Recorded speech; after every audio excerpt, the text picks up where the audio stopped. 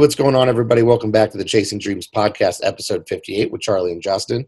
And Justin and I are recording remotely today. So it feels weird because we haven't been in this type of a setting for a while, huh? Yeah, no, I kind of like it though because it reminds us that we can do this anywhere. Yeah, especially when we had it during the pandemic and this became the new normal where we're recording remotely every week.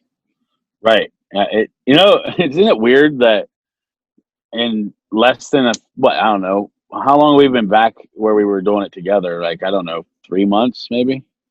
I think it's been And, longer than that. yeah, I would it's say hard to we tell. Like, probably started around midsummer, I believe. yeah. So in a few months, whatever, 5 months, maybe 6 months, you forget how weird it is to not have somebody sitting next to you talking. You know what I mean? Like, Yeah. so Oh, yeah. I like It's, the practicing adversity. I like when we record together, obviously a little bit more because it's more of I don't know if conversation is the right word, but like when you have like dialogue with someone where it's just straight talking like over the phone, it doesn't seem as natural versus when you see the person, like Right, body no doubt. language. And like one of the things that people don't realize is that when you and I record, like, and we talk to each other, like mannerisms and stuff are very heavy. Like we're moving with our hands, talking and eye contact and all the little things that we're pointing to and explaining. And when we explain something to the listeners, we're actually kind of acting it out together too. Yeah, no doubt. So I was like, just in my head when you're saying that, I'm thinking like, like when we talk about the importance of each set and each part of a set, when you're squeezing a muscle, a lot of times we'll squeeze our bicep just like, I don't know, while we're talking back and forth. And it's it's like you said, I guess acting it out. 100%. Yeah, I Yeah, like it's that. very authentic when we're doing it together. That's for sure. And, that kind of plays into something in the future that we want to do eventually is do these videos too. Mm-hmm. Because then the listeners are going to get a whole nother aspect if they want to watch this thing on YouTube, or I don't know how that game works exactly. Is there other places to watch podcast videos I'm other sure than that there YouTube? are. Yeah, I'm not familiar with them. But I mean, that's going to be a game changer because I think what you're saying, what you said with like the being in person, the eye contact, all the conversation that we have, it's not just a conversation. Like you said, there's emotion to it. And like, you could see when I'm ready to say something, like more so when we're sitting next to each other than it is over the phone. And we've gotten pretty natural at it too. But I think that early on, or even when you have a guest, well, I should say, especially when you have a guest, it's hard when no one is together. So you have like three separate people where Right. they're in three different locations and you can't see each other. And when you try to have like a natural conversation, it gets kind of difficult because sometimes people want to speak over each other just because they don't know when the thought is finished. Or like if you're like me, I need to say things right now because I don't trust my memory because I have like one of the worst short-term memories ever. And if you tell me or if something pops in my head, I'll need to say it like right now to get it out. Otherwise, that thought is going to be gone forever, never come back. Right. No doubt. So there are definitely pros and cons to it. But how was training this morning? Oh man, it was awesome. So I started, finished a 6-week training block, 2 weeks ago, and it was a push pull leg split, or what was more of an upper lower split more than anything. So it was, 1 week it was 2 upper body and a lower body, and then the next week it was 2 lower body and an upper body, Monday, Wednesday, Friday, and I started this big 20-week cardio build, and I felt like I wasn't strength training enough. So I decided once that 6 week ended, and we actually hit a pretty big PR in that last 6 weeks with the bench pressing 300 pounds, which was ugly, but it happened. It was pretty cool. I decided I wanted to go back to like 4 or 5 days a week and do a push pull legs split. So it's more, or more focused, on individual muscle groups. So today was a back and bicep day, so it felt pretty good. I heavy on the T-bar rows and the seated row today. Gotcha. And Lots I and lots I of believe you're reps. doing a lot of supersets too. Everything is supersetted except for the warm-up set, which on any day it's either a V-bar press down, which is something that you got me hooked on early on, and I also now I'm doing cable curls, just a big monster set of cable curls. 10 sets of 10. So Gotcha. just to get the upper body, I like doing that because I can, like I can change my body position. I can lean way back. I can lean over. Put all my weight on one foot, put all my weight on the other foot. I think I get a little bit of a whole upper body, just a warm up more than anything with that set, with that big monster set. Well, and you need it on days like today because it is freezing. So. Oh man, 11 degrees, and you know where I'm sitting right now after we're done. What I have to go do? I do, but tell the listeners. Sitting at the high school track, and I'm looking at it, and I'm like, man, I just walked on this thing last night, and there was 6 inches of snow, and I made a nice little path, and now there's no path, so I have to bust a new path again to do 3 miles this morning. So, yeah, yay! It's 11 degrees outside. Sub-freezing temperatures, 6 in the Yeah, morning, post-workout cardio on the track in a foot of snow. Gotta love it. yeah. Got about 6 hours of sleep in the last 48 hours, so Yeah, you we're said you had a good. lot of calls going on.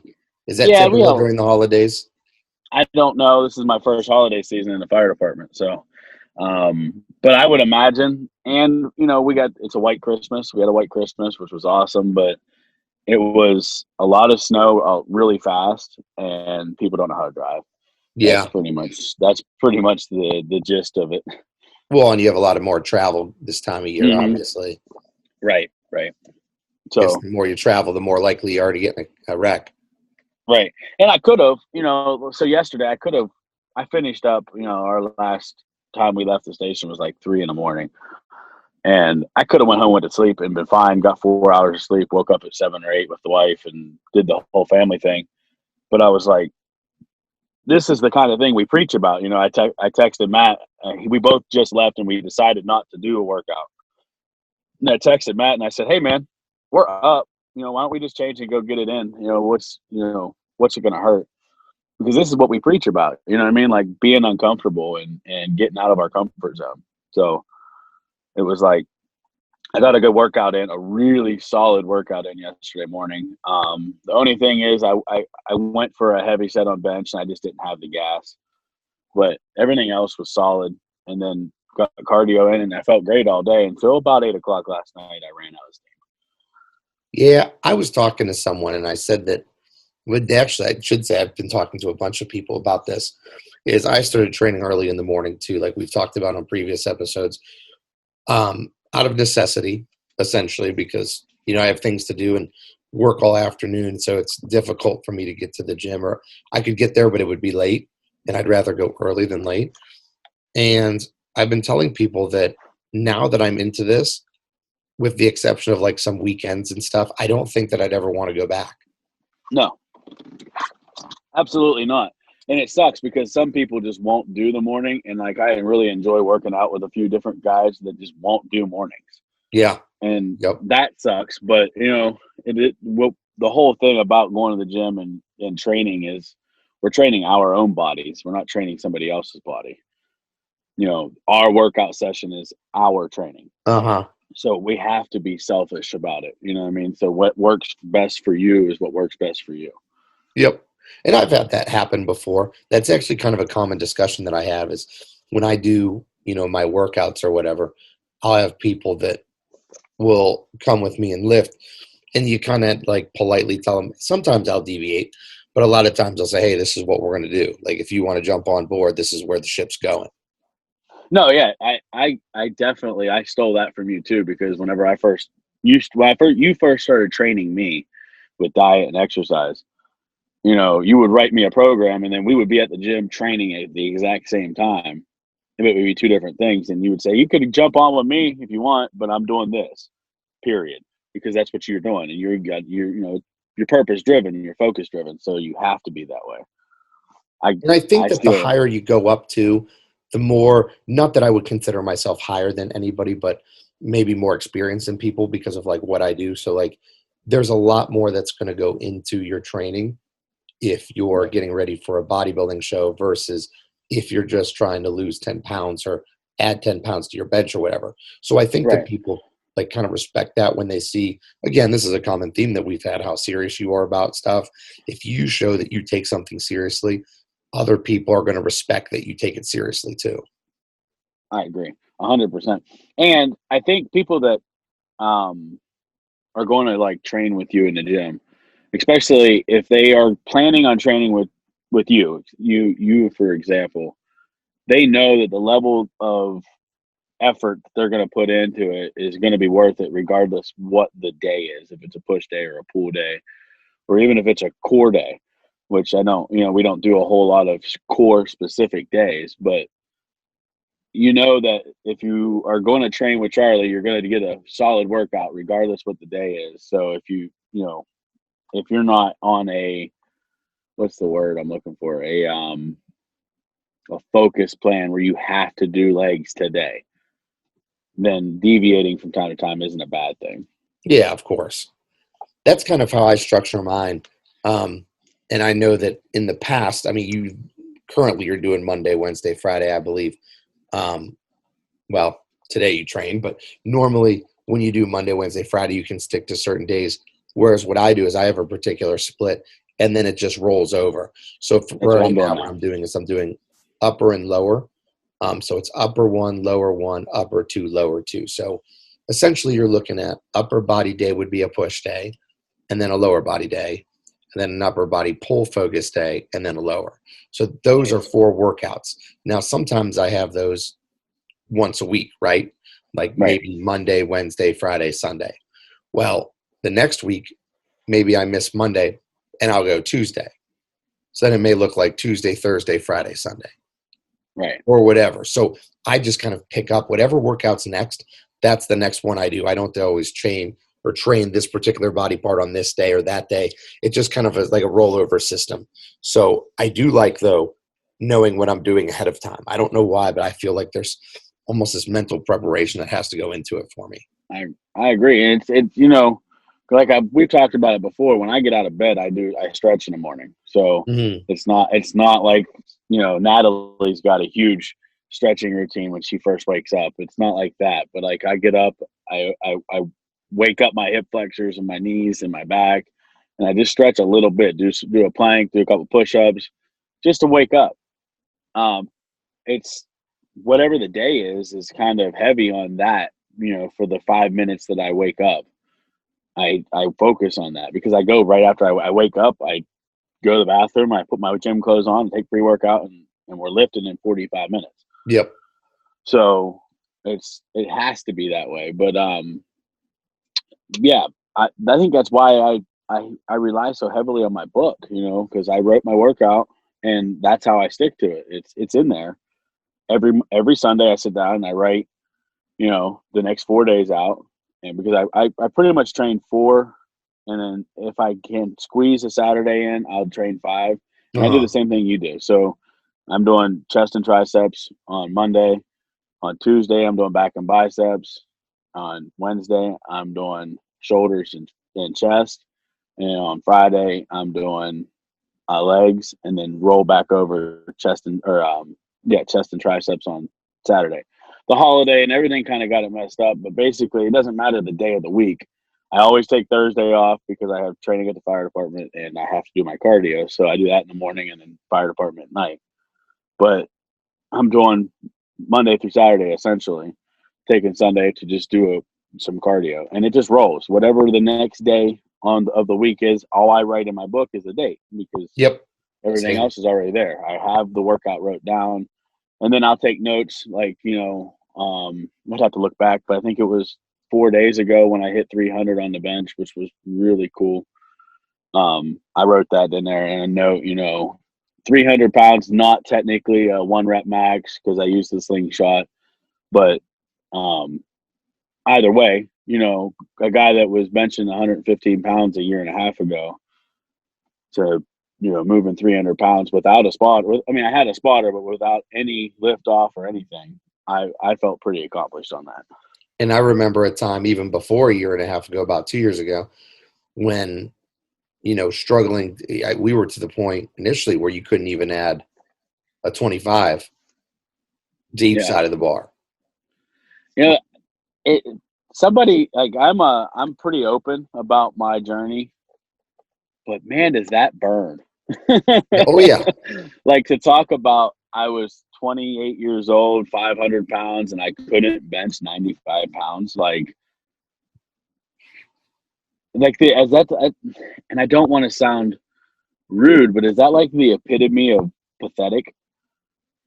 Uh, And uh, it's the crazy part though is how when I look at a situation like that, I always think, because I think of myself this way, I think of anybody this way, where you look at it and you look at the numbers and you think that the unachievable has been achieved, regardless of how unimpressive it seems now. So, like when you first started training, it was, hey, if I could bench 100 pounds, that would be awesome. Like, I actually remember when you got 100 pounds.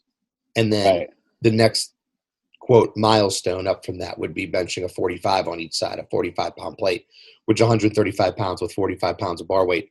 So I remember like 135, that's like a big milestone for people when they start lifting. And I remember trying it for several weeks, and then you finally got it, and it was like, oh, can't believe we got this. This is awesome. And then it was 150, then it was 175, then it was 200, then it was 225. And it just keeps going and going and going. And it's almost like every time you set a new goal, you think that would make you happy. And it doesn't.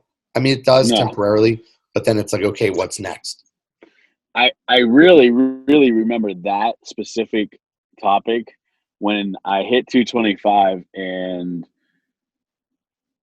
the first time I hit it, the guy that was spotting me was somebody different, and he pulled it off of me before I got it up, before I racked it, and I was like distraught because I didn't think I had enough gas to hit it again, and I couldn't count it, even though I know I was up. Like I could have just came back and racked it, but he pulled it up, another half inch and set it Yeah. down. And then when we sat down and you said, just hit it again, you got it. I know you got it. And I laid down and I pushed it again. And it was ugly. It was probably the ugliest set of 225 I think I've ever seen. But I did it. And you were like, that's awesome. I can't remember exactly what you said, but basically the same thing, like, what's next? And I was like, I'm cool with this forever.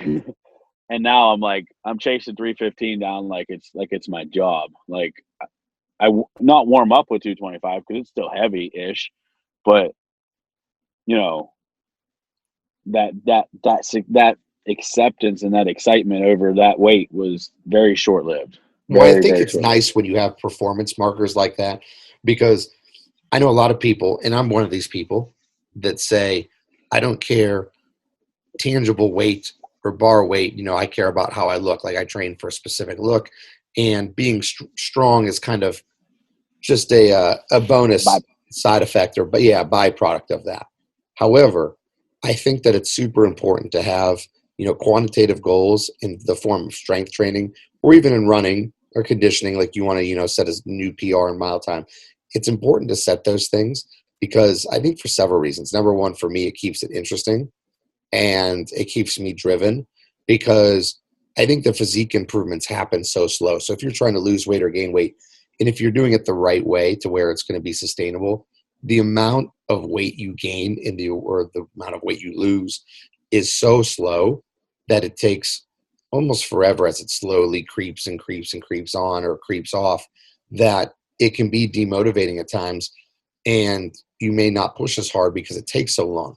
Versus, you can go up in strength if you're doing the right things. You can go up every week. right, So I think it's super important to have those markers to keep yourself motivated, to see progress, and then to keep yourself positive too, because some people get frustrated when they don't look like they're gaining weight or look like they're losing weight. So it's nice to have those kind of like those sub benchmarks to say, oh, look, I am making progress. I may not be able to see it, but I'm gaining a little bit of strength because I added 5 pounds to my bench this past 2 weeks or whatever. right. But all those I, numbers are really good, man. That's awesome to I hear. so what is your opinion on using the slingshot? I, Um, I like that question because I get it a lot, actually. Um, So a slingshot, for our listeners that aren't familiar with it, because I'm sure most of them are, but a lot may not be. A slingshot, and there are many different like variations of it depending on the company.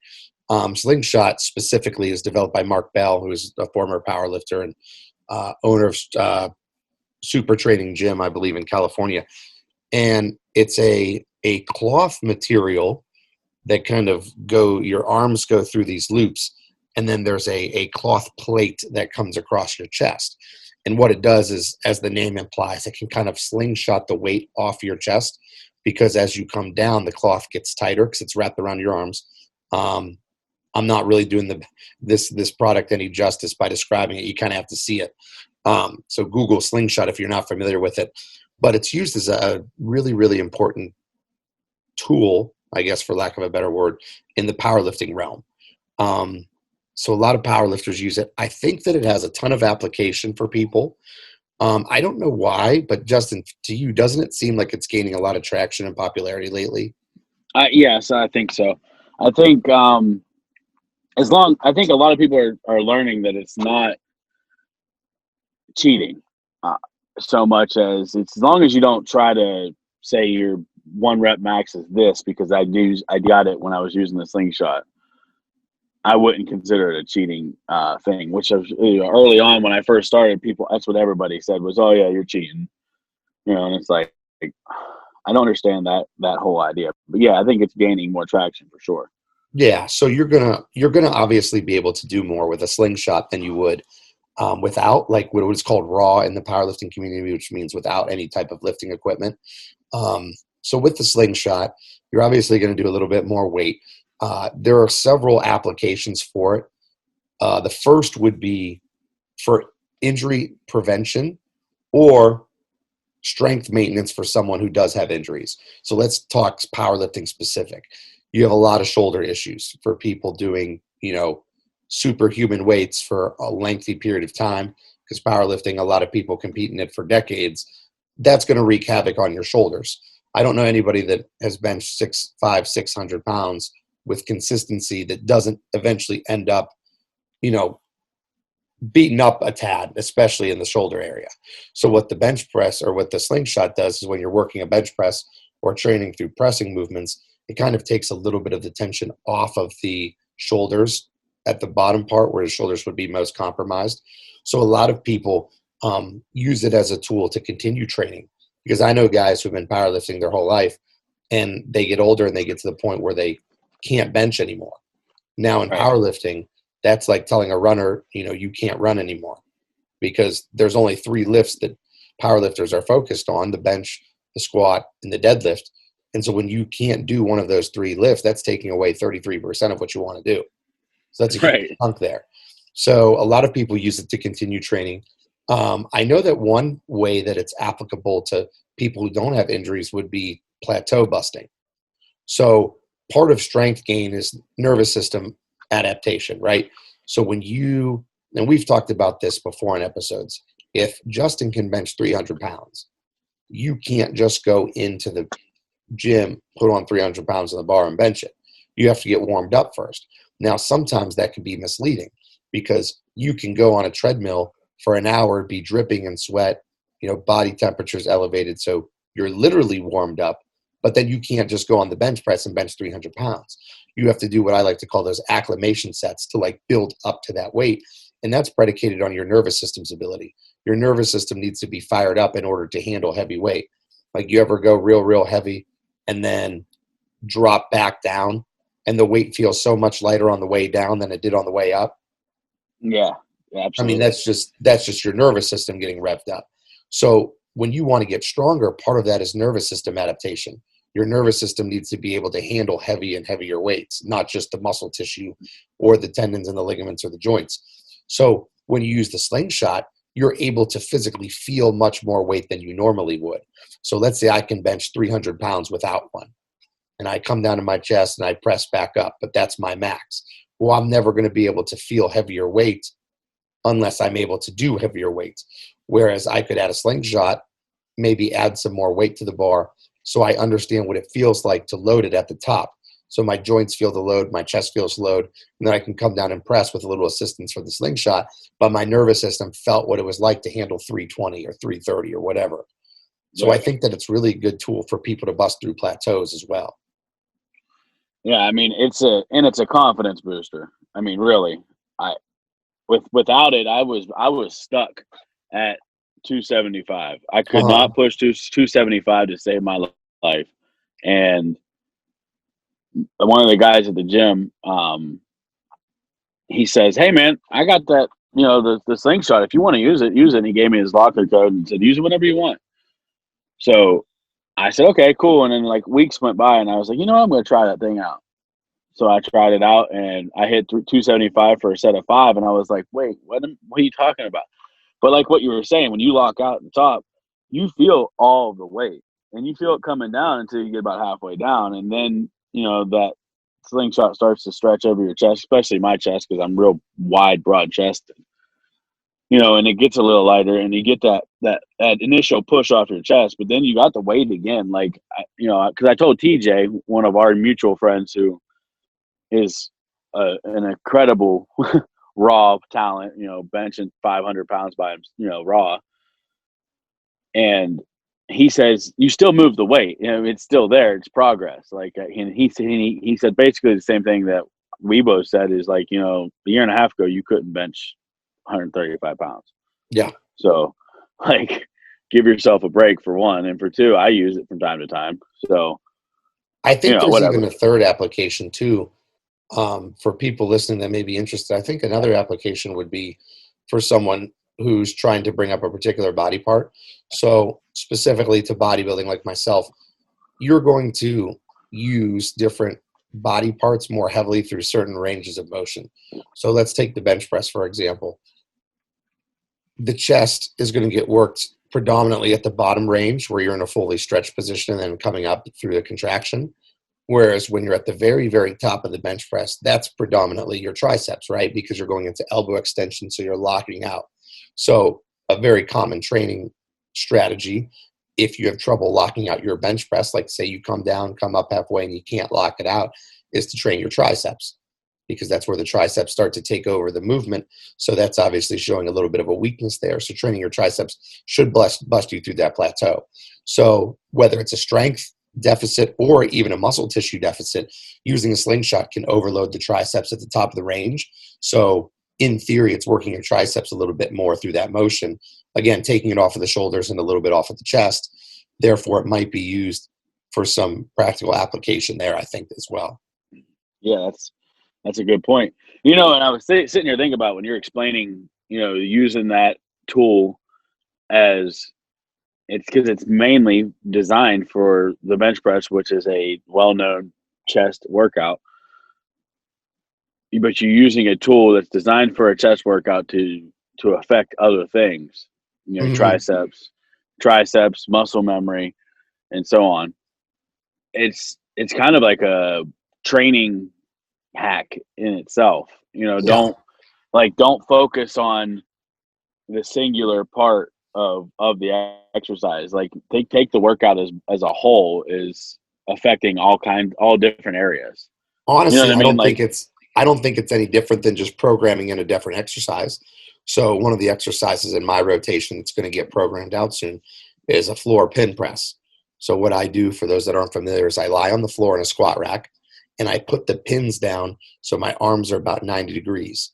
So the bar is over my chest, like I'm going to bench press it. I'm lying on the floor and my arms are bent at 90 degrees and the bar is resting on the safety pins. So what I'll do is I'll do a bench press. So I'll press up, come back down, pause on the pins, and then continue that for reps. So what I'm doing is I'm kind of overloading the top of the motion and overloading the triceps. So I don't think that using the slingshot would be much different than doing a different variation to try to get a different response from your muscles. right, absolutely. So I think that's a good time for us to go to a commercial break. Since we're recording remotely, the program we use when we're in person versus using Zoom when we are remote is different. This one doesn't log our time. So I think we're about time for a commercial break here. What do you say? Yeah, I think so. All right, cool. So when we come back from that commercial break, we will continue our discussion and maybe delve into what we did over the holiday. As listeners of the Chasing Dreams podcast, we know that you demand the highest quality at all times. If you're interested in quality, look no further than Beast Mode Baking. Beast Mode Baking aims to bring the highest quality, creative, and of course delicious baked goods to your home with nationwide shipping. All orders need to be pre-ordered to ensure they're packed fresh and shipped out to you as soon as possible. Beast Mode Baking offers a flat rate of $15 for shipping due to the size and weight of the cookies and doughs. So if you're interested in Beast Mode Baking, please contact CEO Shannon Knorr. That's at SKNORR13 on Instagram and order your delicious baked goods today, because every time you support them, you're supporting the podcast as well. And we are back from our commercial break. So, Justin, we really started right off the bat with training and didn't really cover Christmas too much. I mean, I know, right? it's the day after Christmas. So how is everything with you? Christmas was awesome. Like I said during, the training update was, we woke up to a white Christmas, and that was pretty cool because we always talk about as a white Christmas. And being from the Ohio Valley, I have never had one as an adult, never had one. And I can only remember when I was a kid, maybe getting some flurries or, a half inch of snow or something once or twice. But in the last 20 years, I've never had a white Christmas. It's always been a soggy, muddy Christmas. We feel like it's going to snow a lot of times, and then it rains. So not waking up because I didn't go to bed, but having everybody else wake up to 6 or 7 inches of snow was pretty cool. The kids, all the kids in our family that we got to see for a few minutes, were overjoyed with the snow and playing outside. It was really cold, but getting to go outside and play in the snow on Christmas is something that we haven't ever had. So it was pretty cool. Yeah, for sure. I'm, me being born and raised even further northeast in the United States than we are now, a white Christmas was almost a guarantee. I think there were maybe a handful of times, if that, throughout my 20 some years of living there that we actually had a Christmas that wasn't white. Yeah, in fact, I was going to go to my parents and travel there for Christmas, which that has been on hold until later today because they got well over a foot of snow up there. So kind of derailed travel plans briefly, but get to see them later on, which will be great. Yeah, it was, I'm going to see my mom tomorrow. So we're excited. The holiday season is one of my favorites because how family oriented I am. And, we are, not just me, but my family's so tight knit. The holidays just make it that much better. And I want to bring up something interesting. I'm glad you said that because I was thinking about this yesterday. You and I talk about the importance of family all the time. And I want to kind of digress back to all the people that we've had on the show because we've talked about this before on air and we've talked about it off air. But I think that it's really worth mentioning again. It was amazing to me whenever we would interview all these people because, you and I picked guests that we thought were successful at chasing their dreams and continuing to do so. And then we tried to find commonality between them. Like, what do all these people have in common, whether it's a character trait or a work habit or something that sets them apart from other people? And it was interesting how I feel like every single person we've interviewed always mentioned the importance of family as being so pivotal to them being successful.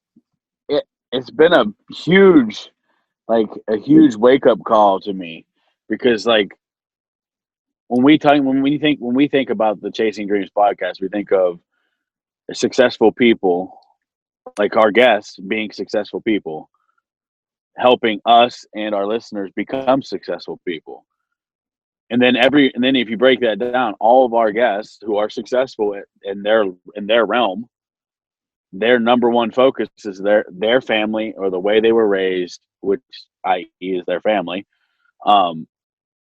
It's just so important to think about that, especially for me, where in the next 8 weeks, I will officially have my own family,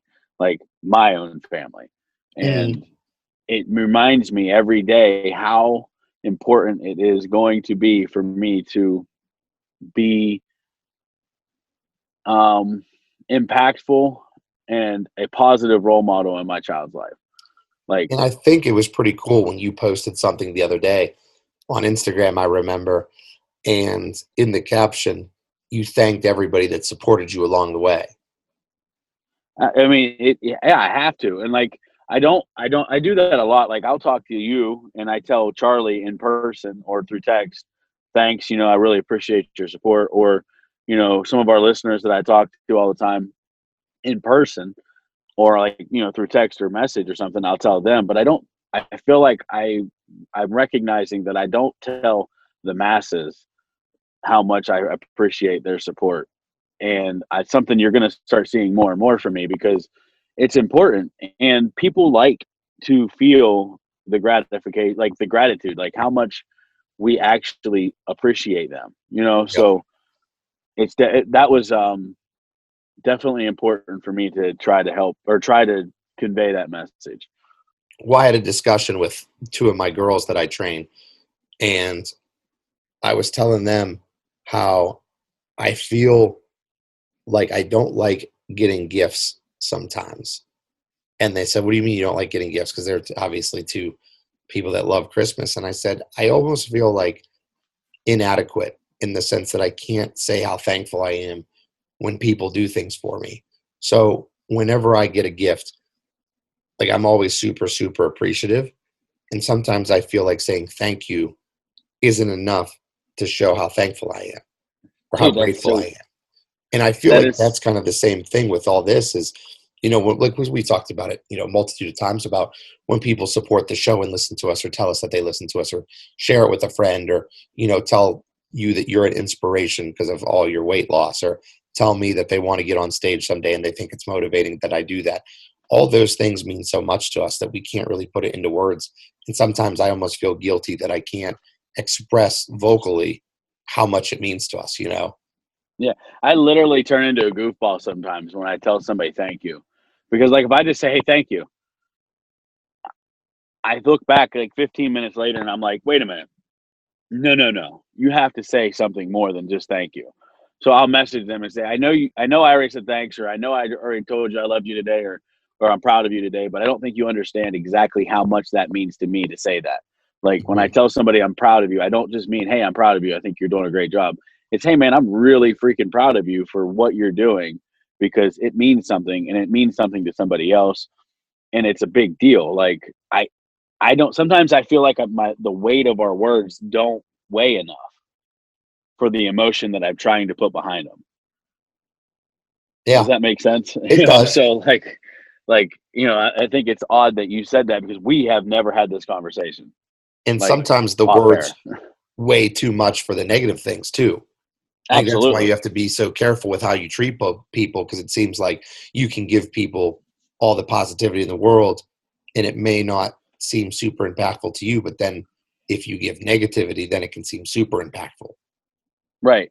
And so I find myself always trying to over explain my feelings to people. I think that's common. Yeah, Yeah. I do the And same. yeah, because I never want somebody to think that I'm not sincere, but I also never want somebody to think that I'm a jag either for the things that I say. Like I Mhm. don't, if there's a little bit of criticism in something, which something I try to never do because I'm nobody. So who am I to criticize anybody? Is how I always feel. But like if there were to be a little bit of criticism in something, it's like literally the criticism is always minute, but the gratitude or appreciation or compliments, when it's coming from me, I feel like I'm never selling it bigger. Like I don't Yeah, tell you enough. I like yeah, I that topic. understand. I could legitimately talk about this all day, because I feel like people don't, and I think it stems from, we don't talk to people enough in the today and age, because we have text messaging and messaging, and we don't have that human interaction as much as we used to. Like back in the old days, if you didn't have we didn't have a cell phone. So if you wanted to talk to somebody and it wasn't like, hey, knock on their door and how are you doing today, or picking up a landline and calling them, you had to write them a letter. So there was emotion in that letter. You know what I mean? Because you had to physically sit down and write a letter, put their address on it, put a stamp on it, drive it to the post office. or give it to a letter carrier, if we're talking way back in the day. Like there was legitimate like action to communicating with somebody. It wasn't as simple as, hey Siri, text this person. Yeah. You know what I mean? So like, and I'm really glad that I forgot we were on Zoom for a second there. I'm glad my phone didn't pick up that command. I think that a lot of it too, it goes back to the old cliche that actions speak louder than words. So right. When you send a text message, not that there's anything wrong with thanking people through text messaging. I mean, that's certainly a fine avenue. But use the example you said, when you write a letter or you go to someone's door or you make like a landline phone call where you can actually speak to them, and you can hear their voice. I think that those things typically tend to be a little bit more resounding and impactful than just like a text message that says, hey, thanks. So I think that by your actions, you can show gratitude that way. And that kind of saves you the time of trying to have to explain how thankful you are. And I think that if people know that you're a gracious person, I think that they understand how thankful you are without you needing to explain it, even though people like you and I feel like almost as like a requirement, we have to express ourselves more. I think that people get it. I agree. I agree. I think people get it, but I wouldn't feel as genuine if I didn't try to explain it.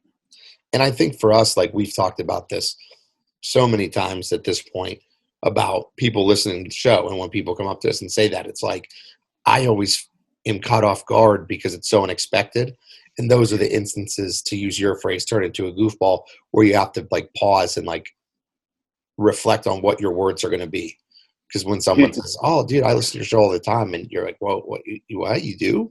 You listen to it every week? Wow, thanks. Right. And then I'm Absolutely. like, oh, I shouldn't have just said thanks. I should have like given them a lot more than just thanks. That wasn't enough. Yeah, I resemble that comment. So as long as everybody goofball, understands how thankful we are, Right. So I mean, I think that just goes back to, when we're talking about the holidays, is being impactful in people's lives and letting them know that you actually care about their opinion and you value them and their time.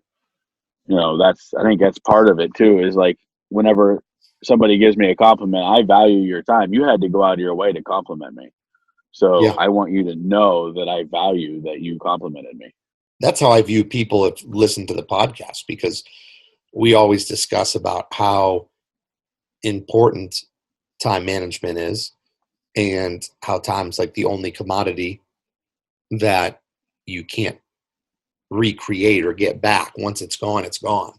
And so when people listen to our show, that's kind of how I look at it. I say, wow, this person or these people took, 45 minutes, an hour and a half out of their day that they'll never get back. They will never be able to recoup that hour that they just spent listening to our show. And they did it because they wanted to. No one's forcing them to listen to it. Right. I mean, what better way to show that you care about someone or something than using your time on them? Right.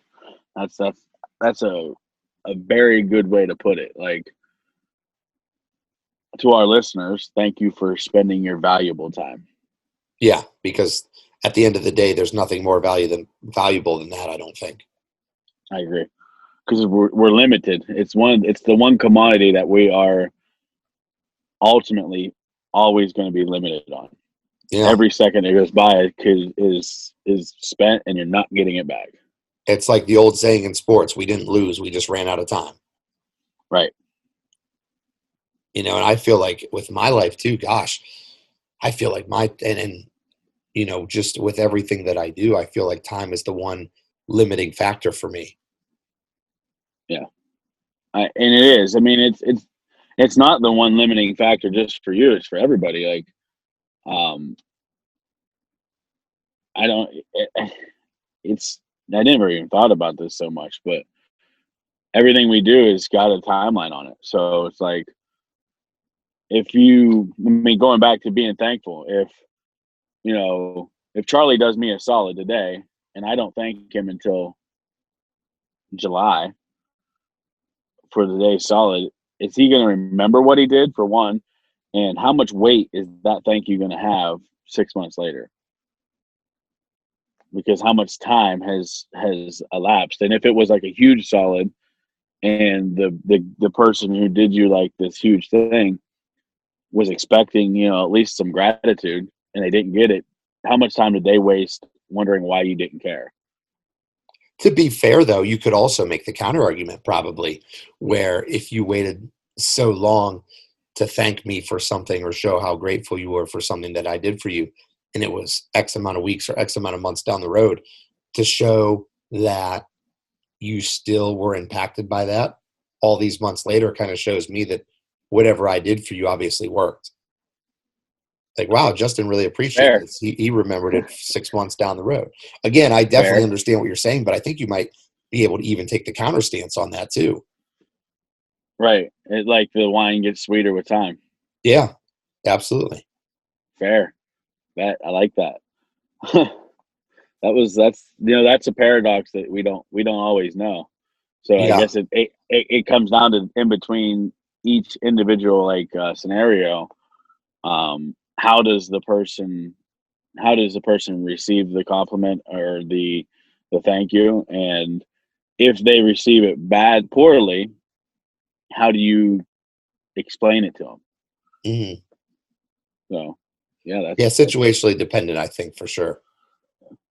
Like most things, honestly. honestly everything is. And that's one thing that I want to kind of do, because this is about the time where we start looking forward to the new year now, because Yeah. it's a really short transition from Christmas to New Year's. I mean, literally a matter of days. So you go from, gift giving and family time and doing everything for everybody else. And then generally during New Year's Eve or New Year's, you start immediately thinking about the opposite. How do I change my own life?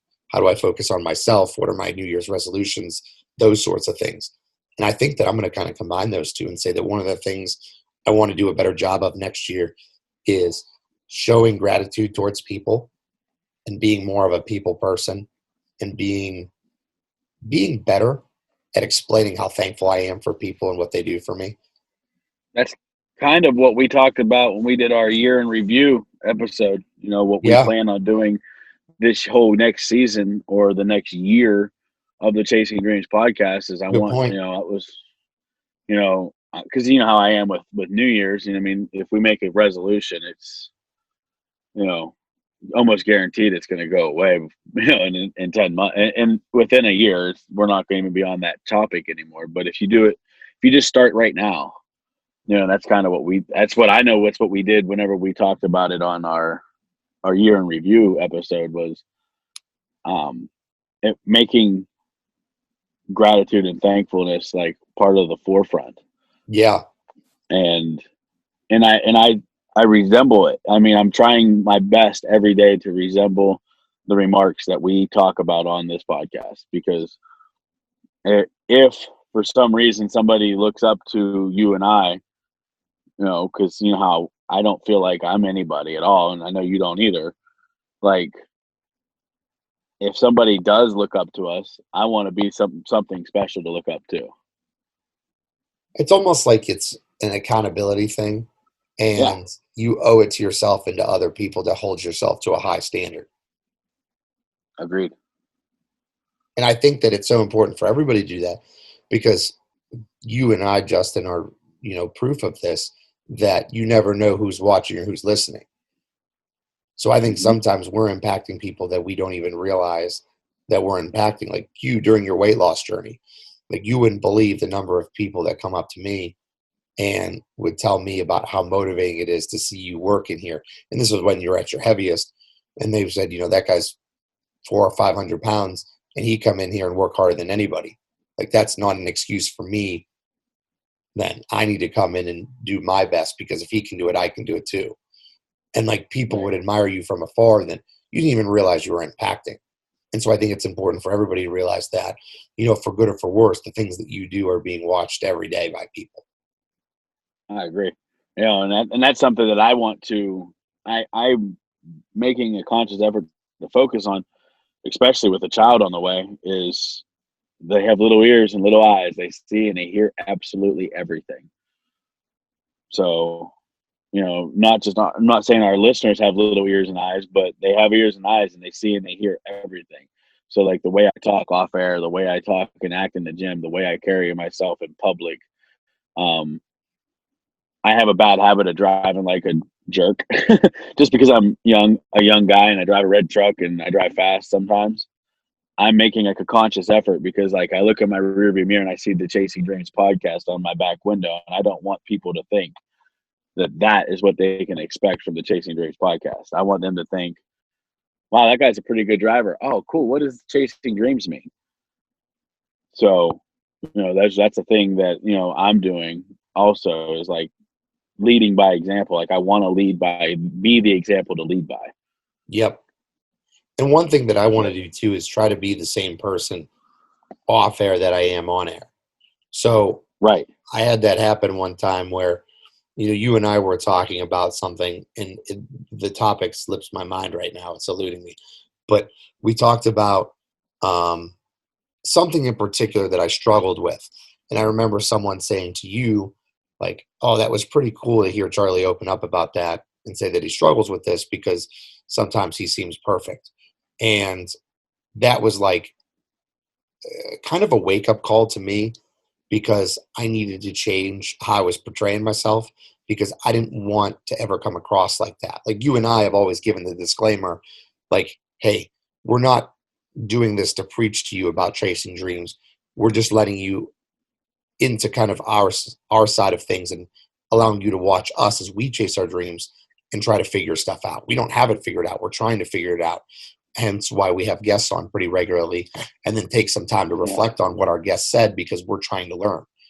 And it was interesting because when that happened, I thought, man, I'm really not coming across as how I should be. Like, I'm thankful that someone thought that my life was, completely put together so well, but unfortunately that isn't the case. That's what we're trying to get to. But then I thought, I want to be the same person off air as I am on air. I don't want to come across as saying that I have the answers or have this stuff figured out, because realistically, none of us do. We're all just kind of learning, and that's what life is. It's a constant lesson that you're trying to get better and better at. Right. Absolutely.